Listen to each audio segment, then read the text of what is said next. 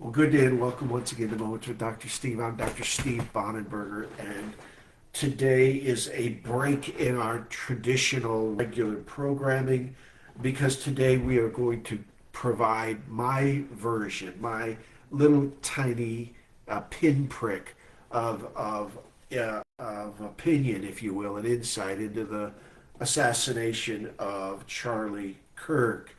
I want you to know that I'm a writer, I'm a creative, but first and foremost, I always tell people, before everything else, I am a Christ follower, and no, I am far from perfect, okay? Those of you that know me know my many sins. I've often said the difference between me and most other people is God, for some reason, puts my sins on billboards and lights them with neon. I don't know why he's done that, but he has. But it's okay. I have learned to live with my errors. But this young man did not deserve it. And so this is my homage to Charlie Kirk. And that starts with early and sad, and very angry. They shot Charlie Kirk. They shot Charlie Kirk. Clearly, this young man was destined for the White House, and someone knew that didn't like him and opposed him. He built single handedly and with precise attention to detail a massive and young political base. He stood for everything that matters: family, faith, and proper governance, and constraint of the leftist lunacy, and sensible governing patterns and people, power of common people to create happiness and prosperity in their worlds and lives. They shot Charlie Kirk whilst others were expressing grief. Believe me, I am grieving the loss of this bright and articulate and determined young man. I was expressing and experiencing and still am anger, the kind of anger I almost never feel any longer. Anger that has at its root and foundation certainty that this is, was, and continues to be a planned execution of a potential political leader. There's simply no way that you or anyone for that matter will ever convince me this was not a planned and well executed and well orchestrated, and don't overlook, well financed political assassination. Why?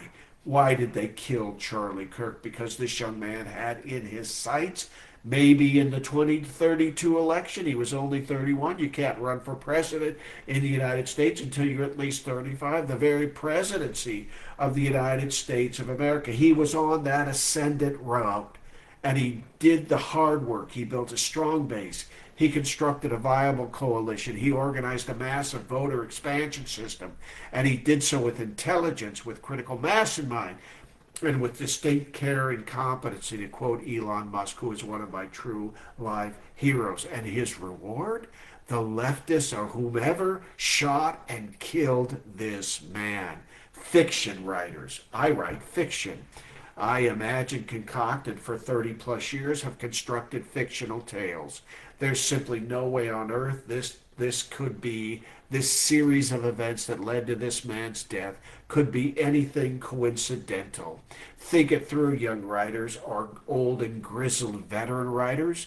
You want to build a story? Here you go. Young man builds a political coalition. He's young, he's tall, he's handsome, he's articulate, he's endearing, he's capable and willing to stick his neck out. And this is beyond political ambition. This is political bouillabaisse at its core. The man is building a roux. The young man constructs a political movement that his opponents, who we find out as we push the story along, are not his opponents, they're his enemies, cannot build, not in 10,000 lifetimes, or not spending $10 billion. This kind of political constituency. He's not their envy, he's their animus in human flesh. The young man has all the markings of John F. Kennedy or Martin Luther King Jr. They're solved. Their only solution: kill him. And in some dark recess corridor of some political dissident group, a plan, a plot is concocted and then fleshed out, and bones and sinew are attached to the evil intent, and all of a sudden structures appear, and people appear, and budgets appear, timelines appear, and kill him. That's their outcome. Scene. Scene. Are you ready to build out your scene, young minds? Are you ready to go, young fiction writers? Here's your scene: a campus quad. A college campus quad. We've all been there. My college has one of these. The place where happy things happen. Students gather, concerts are held, happiness thrives, balloons are blown up and let fly into the sky. Charlie Kirk goes to these places, college campuses, where conversation is supposed to be key. His crime? He likes conversation. He sets up a tent, passes out Cokes and chips, hats and t-shirts, sits in front of a microphone and under his little canopy and puts 30 feet out another microphone and challenges young minds of mush to debate. What kind of debates? Well, unfair ones, because Charlie Kirk has a far superior mind, and these college students are immersed in the morass of leftist jargon and very little substance and lots of vitriol, and he lets them spit at him. Literally, think about it. An open setting, a quad, in an open field. Limit the security. For those of you young writers, find cracks in the windshield. You don't have to look far or wide. Here, this is an open seascape, high ground. Here's a tip. Find the highest elevation point possible and leave it miraculously so, undefended, and provide the assassin with an unobstructed and clear path for his single bullet, not bullets, to find their mark. Assassin. Somehow miraculously place a competent and skilled shooter, a high-class killer, stone-cold assassin on a near rooftop. How does he get here carrying a rifle and tripod without being noticed or stopped or at least interrogated? No one can answer that on such a clear day with such clear vision. This is, of course, a mystery, not to me or anybody with a brain. Hide in plain view. Hide the assassin in plain view, and no one sees this or notices or comments. Wait. The assassin waits for his or her moment. They sit still or lie still as a stone at the bottom of some fast rushing stream. Crack! A single report, a single solitary report of a sole assassin's weapon. Direct hit. Pack up your things, flee for the exit, and no one sees him, no one notices, no one attempts to stop or tackle or obstruct. How's this possible? Kill him. They killed.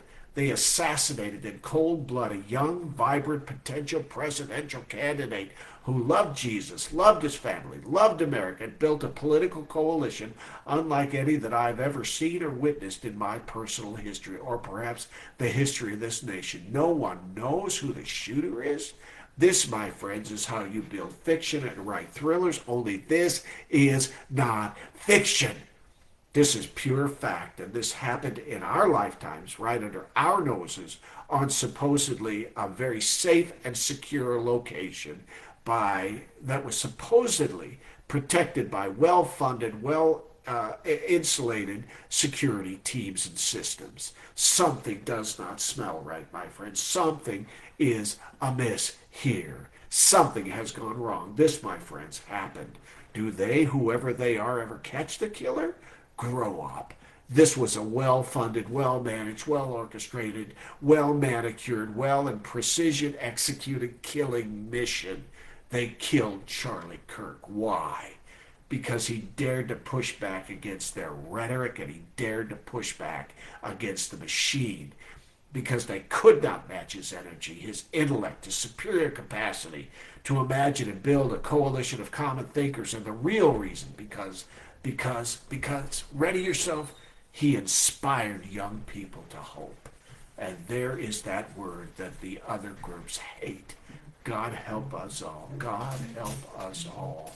God care for this shattered family. God find this killer and locate the machinery of hate that financed and planned this mission. To that end, we exit on this sad and very disturbing day in our nation's history. I'm Dr. Steve Bonneberger, and I want you to know that my heart bleeds for this family and for our nation's state. Till next time, this is Moments with Dr. Steve. Travel far, my